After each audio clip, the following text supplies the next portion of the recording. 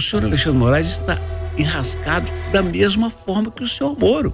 Em 2019, resolveu transformar esse inquérito numa coisa que não tem fim e resolveu transformar esse inquérito vamos dizer, uma espécie de inquérito do fim do mundo. Mas com um agravante. O Alexandre de Moraes não estava tendo comunicação indevida com um representante do Ministério Público. Ele estava dando ordem para um assessor no Supremo negociar com o assessor no TSE, produzir provas, relatórios, os que ele queria, para escolher e incriminar as pessoas que ele queria. But now has a totalitarian operator as the Chief Justice of the Supreme Court, called Alexandre de Moraes. Uau! E tem gente sendo presa por protestar, porra! Tem gente recebendo pessoas armadas porque estavam numa manifestação!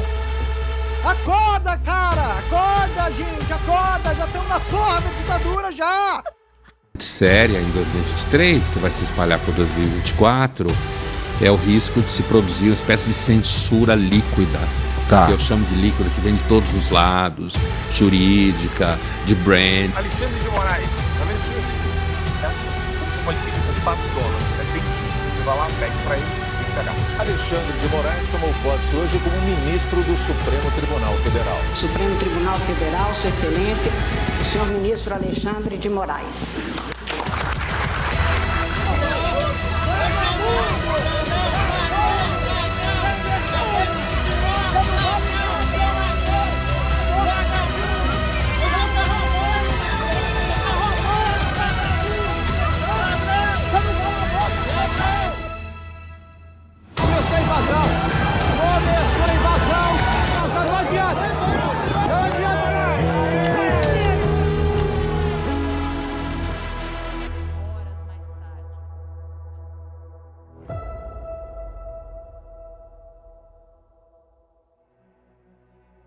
Desde que foi nomeado, Alexandre de Moraes mostrava-se possuir a incrível capacidade de gerar apatia pelos dois lados do espectro político, direita e esquerda. Em 2016, o Partido dos Trabalhadores, em publicações no Twitter, chegou a chamá-lo de golpista, acompanhado de mais uma série de críticas e ofensas ao ministro. A própria Gleisi Hoffmann, atual presidente do PT, dizia que a indicação de Moraes era prejudicial à democracia. Mal sabiam os esquerdistas que anos depois a própria Gleisi diria reconhecer o papel de Moraes na defesa dos direitos e garantias constitucionais. Já do lado direito da força, Alexandre começou a ser abertamente odiado por suas decisões relacionadas aos inquéritos que é relator contra famosas figuras de direita. Em 2021, o ministro chegou a receber um carinhoso apelido de Roberto Jefferson, Xandão do PCC. Apesar de ter sido obrigada a pagar multa de R$50 mil pelo apelido, o apelido Xandão repercutiu e tomou conta do vocabulário popular brasileiro, principalmente dos bolsonaristas. Apesar da rejeição por praticamente todos em sua nomeação em 2017, Xandão se tornaria a personificação de tirania para os bolsonaristas e o defensor da democracia para os esquerdistas. E, ainda, viria a se tornar figura de repercussão internacional alguns anos depois, por suas decisões contra pessoas que, em tese, seriam investigadas por ataques ao STF e ao Estado Democrático de Direito. A discussão principal em torno de Alexandre é até que ponto a defesa da democracia não é autoritária, ou seria o limite da liberdade atentar contra os órgãos que, em tese, a protegem? Ademais, quase metade da população contesta a legitimidade do STF. Seria essa contestação bem embasada ou fruto de disseminação em massa de notícias falsas contra a Suprema Corte? Para tentar descobrir isso que esse documentário foi feito. E para tentar responder essas perguntas, vamos começar a entender o protagonista dessa história, o ministro Alexandre de Moraes.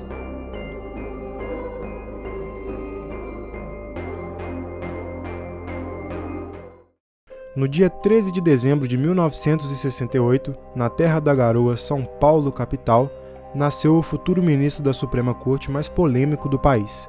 Torcedor do time do povo, Alexandre é graduado pela tradicional Faculdade de Direito do Largo de São Francisco, Universidade de São Paulo, a famosa USP, pela turma de 1990, tendo concluído a graduação aos 22 anos. Um ano após a conclusão de sua graduação, aos 23 anos, foi aprovado sendo o primeiro colocado no concurso de ingresso à carreira do Ministério Público do Estado de São Paulo, tendo sido promotor de justiça de 1991 até 2002, quando pediu exoneração para assumir o cargo de secretário da Justiça e da Defesa da Cidadania do Estado de São Paulo, nomeado pelo então governador Geraldo Alckmin. Moraes exerceu a função até 2005.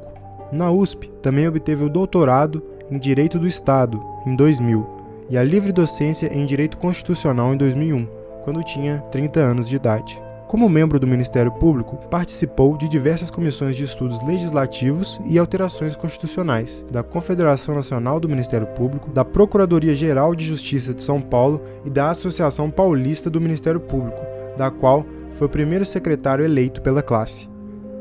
Em junho de 2005, foi nomeado pelo Presidente da República membro da primeira composição do Conselho Nacional de Justiça, em virtude de ter sido indicado para ocupar a vaga de jurista pela Câmara dos Deputados, tendo desempenhado suas funções no biênio 2005-2007. Em julho de 2010, foi sócio fundador do escritório Alexandre de Moraes Sociedade de Advogados, atuando como advogado e consultor jurídico até 31 de dezembro de 2014. Em 1º de janeiro de 2015, seu grande pai no meio político, Geraldo Alckmin, o convidava novamente a assumir um cargo de seu governo, a Secretaria de Estado da Segurança Pública de São Paulo, que o habilitou a administrar diversas questões do Estado, exercendo o cargo até sua posse no Ministério da Justiça em 2017. Como secretário da Segurança Pública, obteve, pela primeira vez na história do Estado, a redução de todos os índices de criminalidade em relação ao ano anterior, e a menor taxa de homicídios por 100 mil habitantes, desde que os índices passaram a ser divulgados há mais de 20 anos. Durante sua trajetória, Moraes escreveu diversas obras de caráter jurídico. Só na Amazon conta com mais de 20 títulos à venda. Fora dos holofotes e longe do Supremo Tribunal Federal, Alexandre aparenta ter uma vida monótona e tranquila. Sempre foi caracterizado pelo perfil de pensamento mais conservador, pratica jiu-jitsu e é casado com a advogada Viviane Barci de Moraes, com quem tem 3 filhos, Gabriela, Juliana e Alexandre. Em 22 de março de 2017, tomou posse no cargo de ministro do Supremo Tribunal Federal, na vaga decorrente do falecimento do ministro Teori Zavascki. Moraes ganhou a confiança de Michel Temer quando sua esposa, Marcela Temer, foi vítima de um vazamento de dados que abriu caminho para criminosos armazenarem e comercializarem seus dados da internet. Esses dados estavam junto com mais dados de diversas pessoas e foram armazenados em um HD pirata que foi colocado à venda no bairro Santa Efigênia, conhecido pelo comércio de eletrônicos em São Paulo. O HD foi comprado por Silvonei José de Jesus Silva, que utilizou os dados contidos no disco rígido e conseguiu ter acesso às informações do iCloud e WhatsApp de Marcela. Silvonei ameaçava divulgar fotos e conversas da mulher caso não recebesse R$300 mil em dinheiro. O então vice-presidente da República levou o caso para Alexandre, que ainda era secretário da Segurança Pública de São Paulo, para que ele solucionasse o caso. Sob o comando de Moraes, a investigação ficou a cargo da Delegacia Antissequestro do DHPP, Departamento de Homicídios e Proteção à Pessoa, unidade especializada em crimes que envolvem famosos e ricos. O número de homens mobilizados na operação foi semelhante ao número de homens que entraram na investigação da maior chacina já documentada no estado de São Paulo, quando 17 pessoas foram assassinadas em Osasco e Barueri, em agosto de 2015. A operação comandada por Moraes para prender Silvonei envolveu 33 policiais. Na época, a Folha de São Paulo publicou uma matéria descrevendo detalhes da conversa que Marcela tinha tido com o hacker, onde ele dizia ter áudios de Marcela falando sobre o então marqueteiro de Temer, que, segundo Silvonei, iriam jogar Temer na lama. Porém, o jornal foi censurado por ordem da Justiça, com a alegação de que Marcela havia sido vítima de um crime e, por isso, não deveria ter seus dados vazados pela imprensa. Por fim, a operação de Moraes, que havia começado no final de abril de 2016, conseguiu a prisão de Silvonei em 11 de maio daquele ano. Após o caso, Alexandre ganhou a confiança de Michel Temer, que o indicou para ser ministro do Supremo Tribunal Federal, na vaga decorrente do falecimento do ministro Teori Zavascki, que faleceu em um acidente em que seu avião caiu. Na queda de um avião de pequeno porte em Paraty, no Rio de Janeiro. A informação foi confirmada por seu filho Francisco Zavascki em sua página no Facebook. A aeronave ia de São Paulo para Paraty. Teori era o ministro relator das ações da Operação Lava Jato no Supremo e estava em pleno processo de homologação das delações de 77 ex-executivos da Odebrecht. Militares e 3 embarcações da Marinha trabalham nas buscas, além de uma equipe de bombeiros. Em março desse ano, o ministro Alexandre de Moraes completou 7 anos integrando o órgão jurídico máximo do país. Nesse período, Moraes ficou nacionalmente conhecido pelas duras penas aos envolvidos nos diversos processos do atentado às instituições democráticas no 8 de janeiro, sendo acusado, inclusive, de realizar política em suas condenações. Essas condenações, que foram alvo de críticas e dúvida por parte dos brasileiros, foram decisões decorrentes dos inquéritos em que é relator. Alexandre foi relator dos seguintes inquéritos: inquérito das fake news, das milícias digitais, dos atos antidemocráticos de 2020 e inquérito do atentado do 8 de janeiro. Além disso, foi o responsável pela decisão judicial de banir o antigo Twitter, o X, do Brasil. Cronologicamente, começaremos pelo inquérito das fake news. O inquérito 4871, conhecido como inquérito das fake news, foi aberto pelo ministro Dias Toffoli em 14 de março de 2019 e se refere a denúncias relacionadas a fake news e ameaças contra ministros do STF, bem como ataques à democracia e ao Estado de Direito. Temos presenciado táticas de enfrentamento, ameaças e ataques às instituições, a todas. Flertes com ruptura da ordem democrática, discursos de incitação ao ódio e à violência, antagonismo exasperado, pedidos de fechamento de instituições democráticas, como o Supremo Tribunal Federal e o Congresso Nacional. Normalizar, condescender, aceitar as fake news como um fenômeno inevitável é permitir que a política do ódio, da violência e da intolerância e que atitudes extremistas possam ser aceitas sem a necessária responsabilização. É aceitar que nada pode ser mudado, que nada pode ser feito. A instauração deste inquérito se impôs e se impõe, não porque o queremos, não porque o gostemos, porque não podemos banalizar ataques e ameaças ao Supremo Tribunal Federal. Olha, de antemão, é necessário ressaltar que motivos e fatos para a abertura desse inquérito existem, são bem fundamentados e não existem até o presente momento evidências de ilegalidades no processo. Eu digo até o presente momento, pois não há muitos detalhes sobre as investigações, principalmente os inquéritos que ocorrem sob sigilo. Mas voltando ao inquérito das fake news, a justificativa utilizada para a abertura do inquérito foi o artigo 43 do regime interno do STF, que diz que ocorrendo infração à lei penal na sede ou dependência do tribunal, o presidente instaurará inquérito, se envolver autoridade ou pessoa sujeita à sua jurisdição, ou delegará esta atribuição a outro ministro. Nos demais casos, o presidente poderá proceder na forma deste artigo ou requisitar a instauração de inquérito à autoridade competente. A grande dúvida gerada em torno do inquérito diz respeito à forma como os processos estão sendo desenvolvidos e pelo fato de que o inquérito, sem auxílio de órgão investigativo, dá poder de investigação e de julgamento de forma indireta a quem estiver conduzindo o caso. Ademais, também é alvo de questionamentos a longevidade do processo. O inquérito não possui prazo exato de encerramento, variando conforme a complexidade do caso. Porém, como o tema desse inquérito eram difamações contra os ministros da corte, era-se esperado que não fosse um processo tão longo quanto se tornou.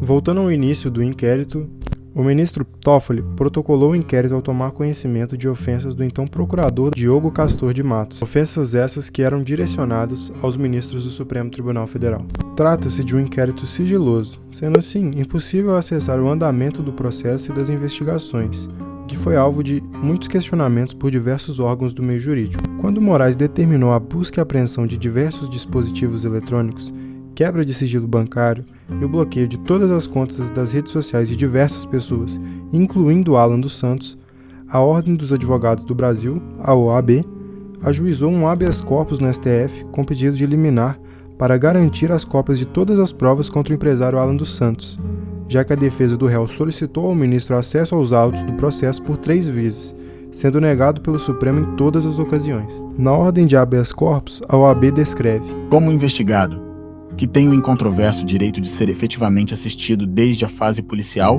e não acompanhado por uma figura meramente decorativa, será orientado por um advogado cego, isto é, sem vista dos autos.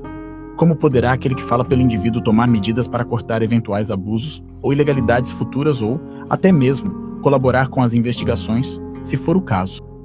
O Ministério Público Federal já requereu o arquivamento do processo por pelo menos 3 vezes. Dessa forma, o processo que já dura 5 anos corre o risco de ser arquivado pelo Ministério Público, quando finalmente chegará ao fim, correndo o risco de ser um nada.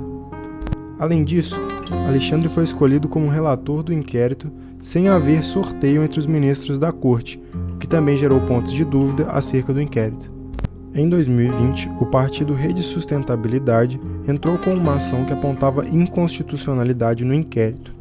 Segundo a ação, o inquérito objeto da presente ação viola ainda o preceito fundamental da separação dos poderes da Constituição Federal, visto que, segundo o texto constitucional, salvo raríssimas exceções, não compete ao Poder Judiciário conduzir investigações criminais, pois vige no país o sistema penal acusatório.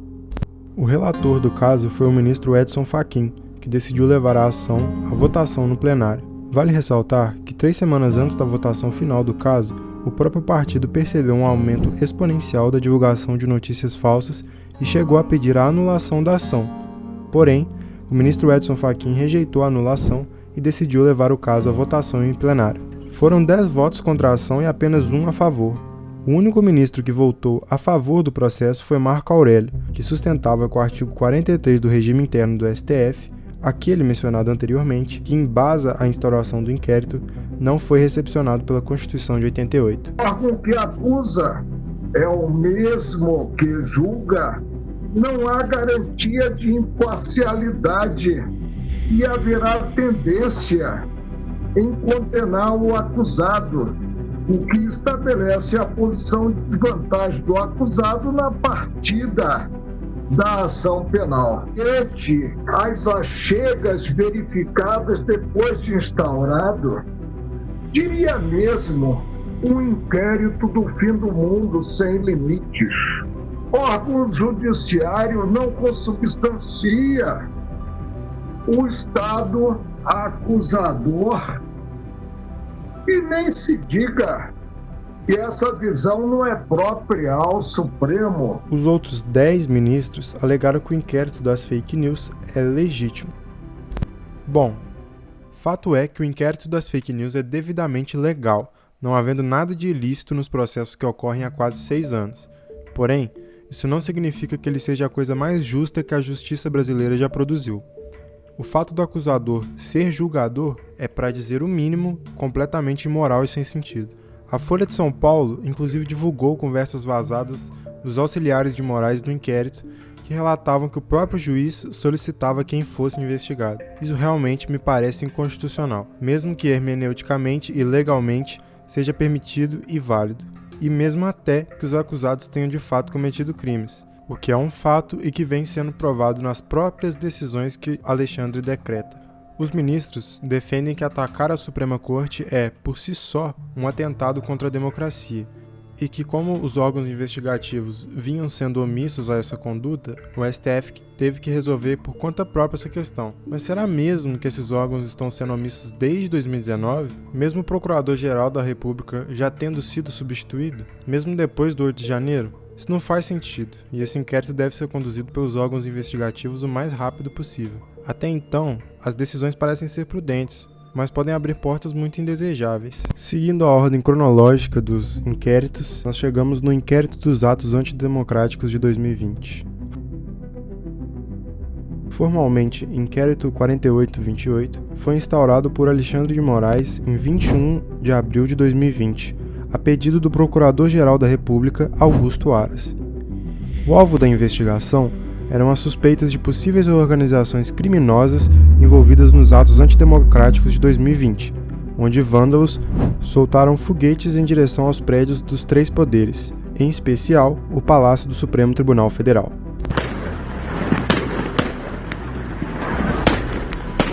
É o povo! Seus comunistas bandidos! Vendidos! Senhor, isso aqui não são fogos de Copacabana. Isso aqui não são fogos de comemoração. São fogos de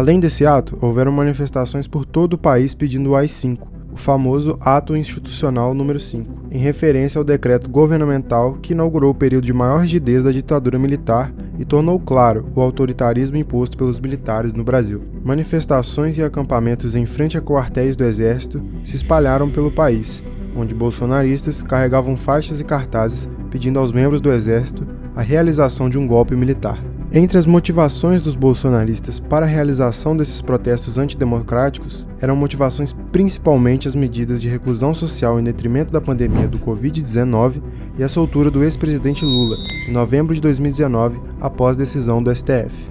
O inquérito possuía como investigados algumas pessoas que também eram investigadas no inquérito das fake news, como, por exemplo, o influenciador digital Alan dos Santos. O objetivo da investigação era identificar quem estava por trás dos atos antidemocráticos, quem organizava e, quem sabe, financiou os atos. Em 2021, a própria Procuradoria-Geral da República, que solicitou a instauração do inquérito, solicitou o arquivamento do mesmo, indicando que as provas anexadas ao inquérito foram insuficientes para comprovar a autoria dos fatos, ou seja, chegou-se à conclusão de que aquele fato não foi realizado por aquele indicado. Por fim, o ministro Alexandre de Moraes acatou o arquivamento do inquérito, porém, abriu um novo inquérito alegando que a Polícia Federal apresentou fortes indícios de grupos financiados para disseminar atentados ao Estado Democrático de Direito, dando origem ao inquérito das milícias digitais. Formalmente, Inquérito 4874 foi protocolado em julho de 2021 por seu relator, novamente Alexandre de Moraes, em conjunto com a Polícia Federal, e, como dito anteriormente, tinha como objetivo dar sequência às investigações do inquérito dos atos antidemocráticos de 2020. Segundo o relator, a Polícia Federal havia apresentado fortes indícios e provas de que grupos eram financiados por verba pública, o que tornava necessário mais investigações para se descobrir quem estava por trás desses núcleos de divulgação de notícias falsas. Além disso, as notícias falsas compartilhadas possuíam em comum os ataques aos membros da Suprema Corte do Brasil. Por isso, a necessidade de um inquérito do STF, e não somente uma investigação independente da Polícia Federal. O inquérito, até o presente momento, já foi prorrogado 13 vezes. Em todas as ocasiões, a justificativa de Moraes foi de que o caso tem uma alta complexidade e que a Polícia Federal necessita de mais tempo para apurar os fatos e avançar nas investigações. Em relatório da Polícia Federal entregue ao Supremo Tribunal Federal antes da abertura do inquérito, a Polícia Federal diz ter encontrado indícios de alguns grupos que eram organizados disseminar as notícias falsas, possuindo núcleos específicos de atuação, sendo eles: eleição, etapa em que é definido a pessoa que será alvo das ações; preparação, criação de conteúdo e separação de tarefas entre envolvidos; ataque, publicação de diversas postagens com conteúdo ofensivo, inverídico e ou deturpado por meio de várias fontes, perfis e canais, com pequenas variações de conteúdo; reverberação, etapa em que ocorre a multiplicação das publicações por novas retransmissões complementares ou com novos elementos, inclusive por pessoas públicas e autoridades. Um pouco menos polêmico que o inquérito das fake news, a principal diferença dos dois inquéritos gira em torno da participação de um órgão investigativo, que no caso do inquérito das milícias digitais, houve acompanhamento desde seu início pela Polícia Federal. No caso do inquérito das fake news, nenhum órgão investigativo acompanha as investigações do caso. Além disso, o inquérito das milícias digitais é público. Dessa forma, qualquer um pode ter acesso a alguns documentos, as justificativas dadas pelo relator durante o processo e, em alguns casos, quem são os investigados, através do site do STF. Porém, o inquérito das fake news é totalmente sigiloso, não tornando público o que e quem é investigado. Em agosto de 2021, pelo inquérito, Alexandre de Moraes decretou a prisão preventiva do ex-deputado Roberto Jefferson. Segundo matéria da BBC News, no pedido de prisão, a Polícia Federal listou vários vídeos e publicações de Jefferson nas redes sociais em que atacava e ameaçava agentes públicos. Moraes disse ter tomado a decisão mesmo sem manifestação da Procuradoria-Geral da República, porque esta não havia se pronunciado sobre o pedido dentro do prazo. A PGR, no entanto, negou, e em nota, o Procurador-Geral da República, Augusto Aras, afirmou que houve sim manifestação da PGR no tempo oportuno e que, em respeito ao sigilo legal, não serão disponibilizados detalhes do parecer, que foi contrário à medida cautelar. Posteriormente, no final daquele mês, a própria PGR denunciou Roberto Jefferson por incitação ao crime e por homofobia. O caso de maior repercussão do inquérito ocorreu também com Roberto Jefferson. Desta vez, o caso se iniciou em janeiro de 2022, quando Moraes decretou prisão domiciliar a Roberto Jefferson, que estava passando por graves problemas de saúde. Como de costume, a prisão domiciliar possui uma série de condições, como por exemplo o uso de tornozeleira eletrônica. Porém, Roberto não cumpriu uma série de condições que a Justiça havia decretado, o que resultou em um novo pedido de prisão preventiva, em outubro de 2022. Foi nesse pedido de prisão que Roberto Jefferson recebeu policiais federais com 50 tiros de fuzil e uma granada, deixando viaturas quebradas e policiais feridos. Quero mostrar a vocês, chegou a Polícia Federal aqui para me prender agora, as violências do Xandão. A minha raiz está plantada. O que eu quero, vocês sabem. O jogo que eu estou jogando, vocês sabem. Eu não vou me entregar. Eu não vou me entregar porque acho um absurdo. Chega, me cansei de ser vítima de arbítrio, de abuso. Infelizmente, eu vou enfrentá-los. Chega de opressão. Eles já me humilharam muito, a minha família. Mas eu não estou atirando em cima deles, eu dei perto. Eu não atirei neles. Mas arrebentar a vida. Eu não aqui. Eu vou. Pera aí, só um minutinho. Eu não atirei em ninguém para pegar. Ninguém. Não atirei em ninguém para pegar. Tirei no carro e perto deles. Eram 4. Eles correram. Falei, saiba que eu vou pegar vocês. Isso é que vocês têm que saber. Mas eles vão vir forte. E eu não vou me entregar. Não vou. Chega. O caso ganhou forte repercussão nacional devido à conduta impressionantemente violenta que o ex-deputado teve com os policiais, que poderiam ter executado o criminoso, mas pelo alto arsenal de guerra que o Roberto possuía, os policiais optaram por deixar o local e abortar o mandato. Em 2024, outro caso que ganhou repercussão nacional foi o embate do bilionário Elon Musk e o ministro Alexandre de Moraes, e resultou na suspensão do X em todo o território nacional e na inclusão de Elon Musk como investigado do inquérito das milícias digitais. Novamente, seguindo a ordem cronológica dos inquéritos em que o ministro Alexandre de Moraes é relator, o último inquérito a ser aberto foi o inquérito do 8 de janeiro. Formalmente, esse inquérito foi um pedido da Procuradoria-Geral da República acatado por Alexandre de Moraes e possui como objetivo ampliar e delimitar as investigações sobre os atos terroristas de 8 de janeiro. Foi protocolado em 12 de janeiro de 2023 e dividido em 3 inquéritos específicos, que segundo o site do STF são: Inquérito 4920, que investiga as condutas dos financiadores e dos partícipes por auxílio material em relação aos atos antidemocráticos. O segundo foi o 4921, que investiga a responsabilidade de autores intelectuais e das pessoas que instigaram os atos. E por último, o Inquérito 4922, que investiga os executores do crime. Ainda segundo o STF, os inquéritos têm como objetivo a apuração de crimes como crimes de terrorismo, associação criminosa, tentativa de abolição violenta do Estado Democrático de Direito, tentativa de golpe de Estado, ameaça, perseguição e incitação ao crime. Inicialmente, no dia 8 de janeiro, 243 pessoas foram presas em flagrante dentro dos prédios e na Praça dos Três Poderes. Um dia depois, o governador de Brasília, Ibanez, foi afastado e 1.927 pessoas que estavam acampadas diante dos quartéis foram conduzidas à academia de polícia. Destas, 775 foram liberadas após identificação. Após alguns dias, a Justiça decretou liberdade provisória para centenas de pessoas, restando apenas 213 presas, que foram denunciadas pelos crimes mais graves. No dia 12 de janeiro, a Polícia Federal encontrou a minuta do golpe na casa de Anderson Torres, que seria uma minuta para mudar o resultado da eleição.